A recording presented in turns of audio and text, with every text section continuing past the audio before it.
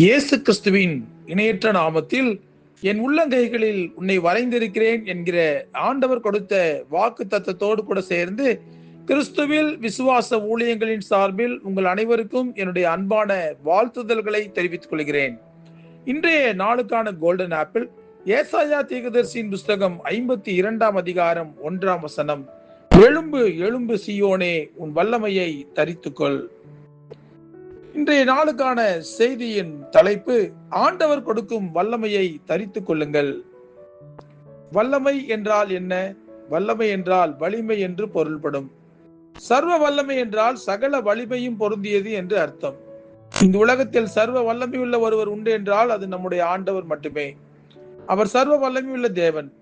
பரிசுத்த வேதாகமத்தில் வல்லமை என்று சொல் மட்டும் பழைய மற்றும் புதிய ஏற்பாடுகளில் சேர்த்து தோராயமாக 130 முறைக்கு மேல் இடம்பெற்றுள்ளது.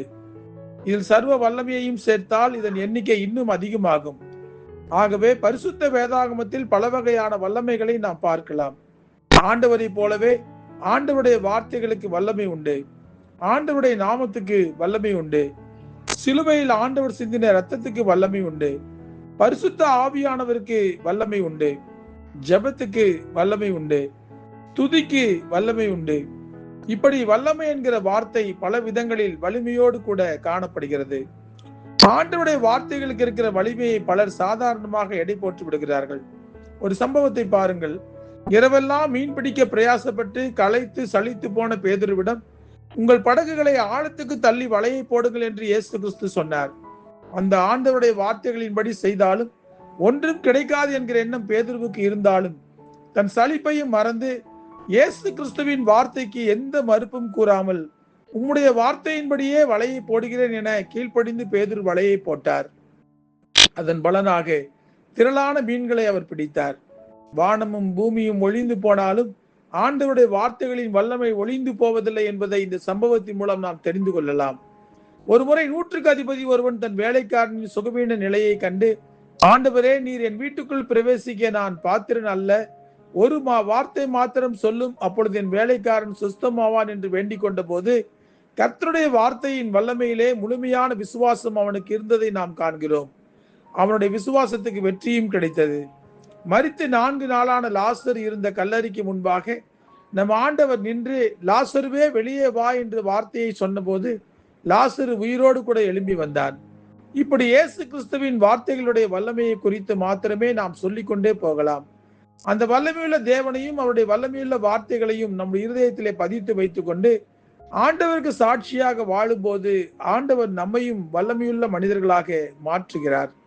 ஆண்டவருடைய வல்லமையை தரித்து கொண்ட மனிதர்களாக நாம் மாறும்போது நாம் விசேஷித்த வலிமை படைத்த மனிதர்களாக மாறிவிடுகிறோம். ஆண்டவருடைய வல்லமை நமக்குள் இருக்கும் போது நமக்கு விரோதமாக எழும்புகிற பிசாசின் எந்த ஒரு வல்லமைகளும் நம்மை ஒன்றும் செய்ய முடியாது.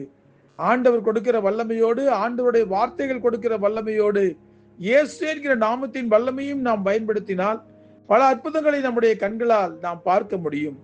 எருசலேம் தேவாலயத்தின் வாசலில் சப்பானி ஒருவன் உட்கார்ந்து அனைவரிடமும் பிச்சை கேட்டுக் கொண்டிருந்தான். அப்பொழுது அங்கு வந்த பேதுரு அவனை உற்று பார்த்து, என்னிடத்தில் வெள்ளியும் பொன்னும் இல்லை, என்னிடத்தில் உள்ளதை உனக்கு தருகிறேன், இயேசு கிறிஸ்துவின் நாமத்தினாலே நீ எழுந்து நட என்று சொல்லி அவன் வலது கையினால் அவனை பிடித்து தூக்கி விட்டான். அவன் குதித்து எழுந்து நடந்து தேவனை மகிமைப்படுத்தி கொண்டு ஆலயத்திற்குள் நுழைந்தான் என்று வேதத்தில் வாசிக்கிறோம். அந்த இயேசு கிறிஸ்துவின் நாமத்தை பயன்படுத்துகிற உரிமையை ஆண்டவர் நமக்கு கொடுத்திருக்கிறார். ஆண்டவருடைய வல்லமையை நாம் தரித்து கொண்டவர்களாக எழும்பி செயல்படும் போது நாம் ஆண்டவருக்காக பிரகாசிப்போம். ஆகவே ஆண்டவர் கொடுக்கிற வல்லமையை தரித்து கொள்ளுங்கள். ஆண்டவருடைய வார்த்தைகளை வல்லமையோடு கூட அனைவரிடமும் சொல்லுங்கள். இயேசு என்கிற நாமத்தை வல்லமையோடு கூட பயன்படுத்துங்கள். சர்வ வல்லமையுள்ள தேவன் நம்மையும் வல்லமையாக பயன்படுத்துவார். ஜெபிப்போமா?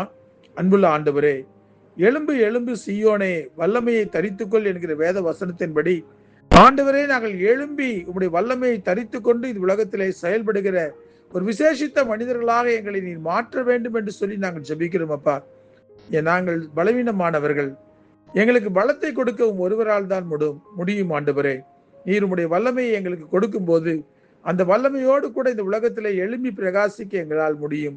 நாங்கள் எழும்பி உம்முடைய வல்லமையை தரித்து கொண்டு இந்த உலகத்துக்குள்ளே புறப்பட்டு சென்று உம்மை குறித்து வல்லமையோடு கூட உம்முடைய வார்த்தைகளை நாங்கள் பயன்படுத்த இயேசு என்கிற நாமத்தை வல்லமையோடு கூட நாங்கள் பயன்படுத்த, ஆண்டவரே உமக்கு சாட்சியாக நாங்கள் வல்லமையோடு கூட செயல்பட தேவரீர் தாமே எங்களுக்கு பலன் கொடுங்க. ஆண்டவரே உம்முடைய வல்லமை மாத்திரம் எங்களோடு கூட இருந்தால் இந்த உலகத்திலே பிசாசை மேற்கொள்ள எங்களால் முடியும் என்று சொல்லி நாங்கள் விசுவாசிக்கிறோம்.